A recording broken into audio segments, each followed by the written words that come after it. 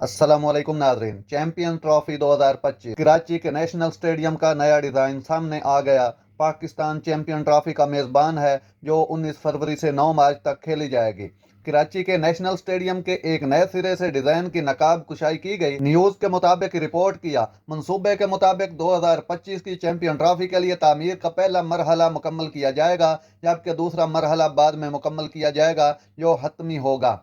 Stadium के नए मंजूर शुदा नक्शे से जाहिर होता है कि मरकजी ढांचे के सामने नई इमारत तामीर की जा रही है। इस नई इमारत में वीआईपी बॉक्सेस, एक गैलरी, मीडिया बॉक्सेस और खिलाड़ियों के अहल खाना के लिए बॉक्स रखे जाएंगे।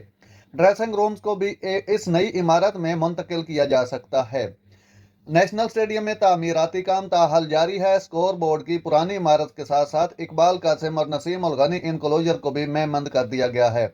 पाकिस्तान और बांग्लादेश के टेस्ट मैच के दौरान मैच के औकात में कोई तामीराती काम नहीं किया जाएगा।